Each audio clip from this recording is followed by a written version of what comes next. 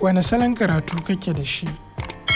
Mun yi bayanin salon karatu ko kuma salon koyo a bidiyon mu da ya gabata. Idan baka tantance wane salo kake da shi ba, za ka iya zuwa sama ka duba wannan bidiyon. Amma yanzu dai za mu yi magana ne akan visual learning style, wato salon koyo ta hanyar gani ko kuma kallon abubuwa. Wanda suke da wannan salon koyo su ake cewa visual learners, wato masu koya ta hanyar gani ko kuma kallon abubuwa. Yanda mutum zai yi amfani da wannan salon koyo shine: na farko, ka yi ƙoƙari ka ga ka kalli bidiyon abin da kake so ka koya, wanda za ka same shi a YouTube ko kuma kafafen sada zumunta na yanar gizo, wanda zai taimake ka sosai wajen fahimtar abin da ake so ka koya idan har ka kasance kai visual learner ne.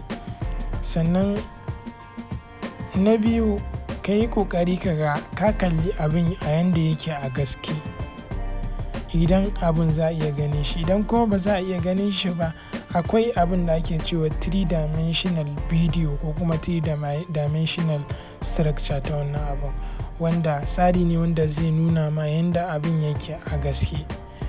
To ka yi ƙoƙari a ce ka ga wannan 3-dimensional structure, wanda zai taimake ka sosai lokacin da kake ƙoƙari ka tuno wannan abin, kuma za ka fahimci abin sosai. Na uku, lokacin da za ka karanta abu, ka yi ba da muhimmanci wajen duba zane ko graph ko kuma table, saboda mafi yawancin lokuta ana tattare bayanai ne a teburi ko kuma graph ko kuma zane. Zane zai iya baka bayanin duk abin da kake so ka koya a iya wannan zanen guda ɗaya, wato zan iya samun peji 2-3 a zane ɗaya.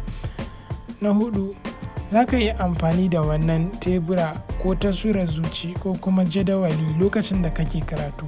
Idan misali bayani ba a haka aka baka shi ba, to za ka iya mai da shi hakan domin ka fahimce shi kuma ka riƙe shi sosai. Misali, a nan mun mai da salon karatu a taswirar zuci, sannan kuma nan mun mai da salon karatu a teburi, wato mun mai da shi wato kowanne bayani za ka iya mai da shi a yanda kake so, wato ko ka mai shi taswirar zuci ko jadawali. Na biyar, lokacin da kake karatu za ka yi amfani da highlighter. Wato highlighter wani abu ne wanda ake amfani da shi wajen saka sheda da launuka a abubuwan da suke da amfani a lokacin da mutum yake karatu. Wato za ka yi amfani da highlighter wajen sa a duk a wurin da yake da amfani, za ka sa mai launi.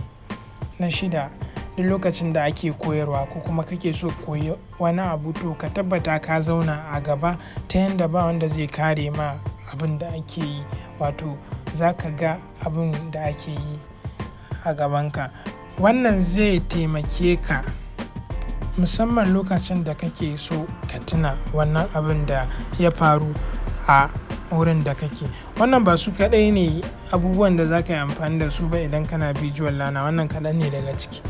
Ku bibiye mu zuwa nan gaba, kar a manta a yi subscribing, sannan kuma a biyo mu a shafukanmu na sada zumunta, wanda za mu sa link ɗinsa a nan ƙasa saboda samun bayanai da zarar mun